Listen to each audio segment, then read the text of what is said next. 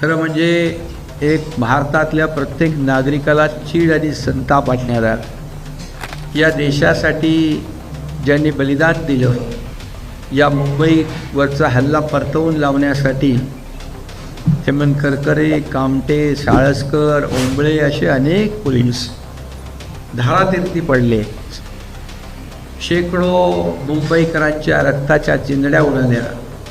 निष्पाप नागरिक होते आणि या निष्पाप नागरिकांना पाकिस्तानने या कसाब करवी मारलं. त्याचं दुःख नाही, म्हणजे कसाबच्या अपमानाची चिंता, परंतु जे निष्पाप मुंबईकरांचा मृत्यू झाला त्यांच्या मृत्यूची दुःख या काँग्रेसवाल्यांना नाही.